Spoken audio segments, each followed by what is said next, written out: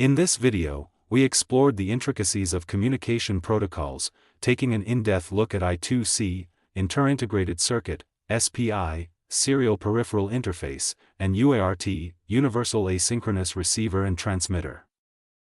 I2C is highly efficient, requiring only two lines SDA, Serial Data Line, and SCL, Serial Clock Line, which minimizes pin usage and supports multiple devices on the same bus. This simplicity makes it ideal for compact circuits and short-range communication in embedded systems. Its addressing scheme accommodates up to 127 devices on a single bus, enabling the development of complex sensor networks.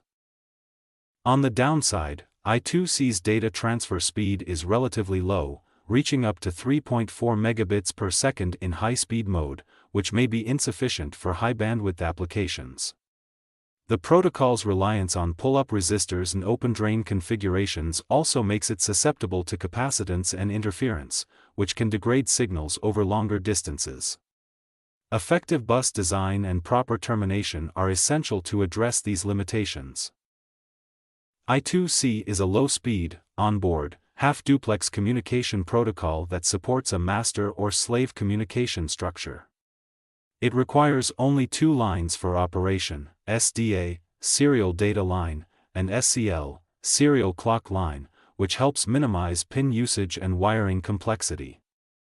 This simplicity makes it ideal for interchip communication and connecting sensors within a system.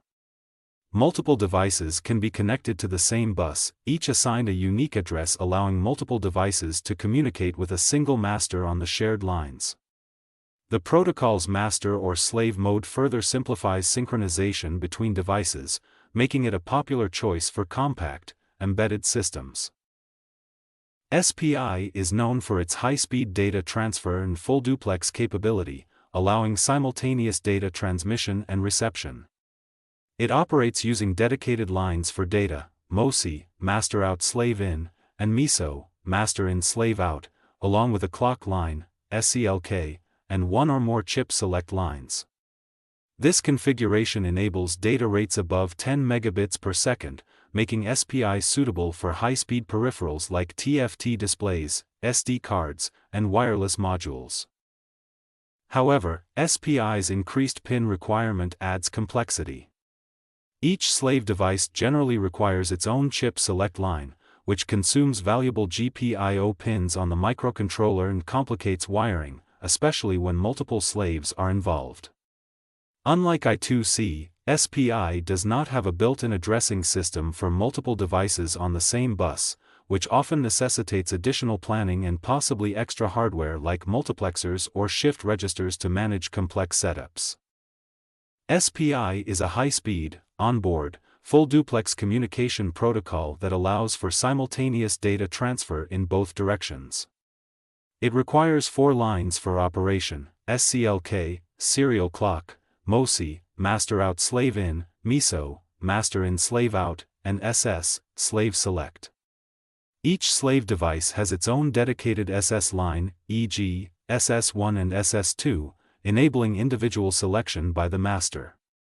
This setup is commonly used for connecting high-speed peripherals like memory devices, sensors, and LCD screens. The master/slave communication mode provides control over multiple devices on the same bus, allowing the master to communicate with each slave independently through its unique SS line. Finally, the straightforward design and versatility of UART make it a preferred choice for point-to-point serial communication over extended distances. Utilizing just two wires, TX and RX, and asynchronous communication, UART does away with the requirement for a shared clock signal. This allows devices to communicate effectively even when they operate at different clock speeds, as long as they have a mutual agreement on the baud rate. UART is characterized as a low-speed, off-board, full-duplex protocol commonly employed for peer-to-peer communication. It utilizes two lines, TX, transmit, and RX, receive, to facilitate data exchange. This protocol is frequently used for communication with devices such as terminals, GPS modules, and modems. The accompanying image illustrates two devices connected via TX and RX, highlighting the peer-to-peer nature of UART communication. Thank you for watching my video. If you enjoyed it, please give it a thumbs up, subscribe to my channel, click the bell icon for notifications, and leave your thoughts in the comments section below.